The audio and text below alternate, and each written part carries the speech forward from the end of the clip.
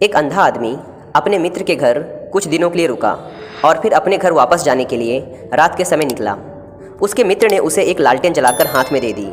अंधा व्यक्ति विरोध करते हुए बोला, मुझे लालटेन की क्या ज़रूरत है, मेरे लिए सब एक जैसा ही है। जो इंसान अंधा है उसे दीपक लेकर चलने से क्या फ़ायदा होगा। मित्र बोला, मेरे प्यारे दोस्त, ये तुम्हारे लिए नहीं है, ये उन लोगों के लिए है जो तुम्हारे सामने आएंगे। तुम ये प्रकाश लेकर चलोगे तो कोई तुम्हें टक्कर नहीं मारेगा। तब अंधा बोला, अगर ये बात है तो मैं इसे ले जाऊंगा। वह अंधा जलती हुई लालटेन लेकर अंधेले में चलने लगा। इसके बावजूद भी रास्ते पर चलते हुए एक आदमी आकर सीधे उससे टकरा गया। अंधा आदमी लड़खड़ाया और ज़मीन पर गिर पड़ा और गुस्से से बोला, तुम मुझसे क्यों टकराए?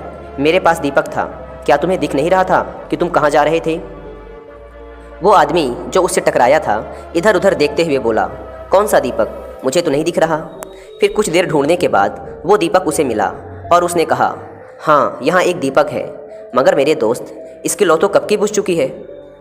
दोस्तों, उस आदमी के पास दीपक था जिससे प्रकाश हो रहा था, लेकिन उसे ऊपर उठाकर चलना जबकि उसकी लौ बुझ चुकी हो एक अर्थहीन काम है।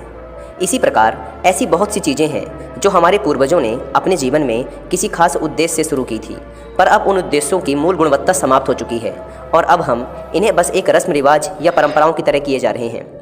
एग्जाम्पल के लिए, कर्नाटक में एक विशेष परंपरा है। जब किसी मेहमान को मांसाहारी भोजन परोसा जाता है तो पत्तल के एक तरफ एक छोटा सा मूसल रख देते हैं, पर अगर उनसे पूछो कि वो ऐसा क्यों करते हैं तो उनका जवाब होता है कि हमें नहीं पता, हमारे पूर्वज सालों साल से ऐसा करते आ रहे हैं, इसलिए हम भी ऐसा कर रहे हैं।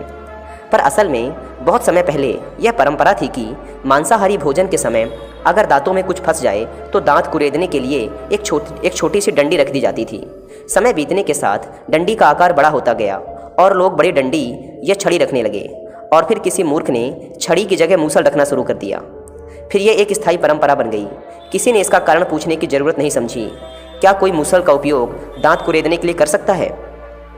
इसी तरह हम अपने जीवन में कई बार कुछ खास लाभ लेने के लिए कोई विशेष क्रिया शुरू करते हैं, पर बाद में भूल जाते हैं कि यह क्रिया मूल रूप से क्यों शुरू की गई। हम उन चीज़ों को बस इसलिए करते रहते हैं कि हमारे बाप दादा ऐसा करते थे और बस यह एक रस्म बन जाती है, क्योंकि हमें पता नहीं होता कि कुछ खास क्रियाएं कई पीढ़ियों से हम क्यों करते आ रहे हैं और हम हमेशा इस उलझन में रहते हैं कि इनकी हमारे जीवन में ज़रूरत है भी कि नहीं।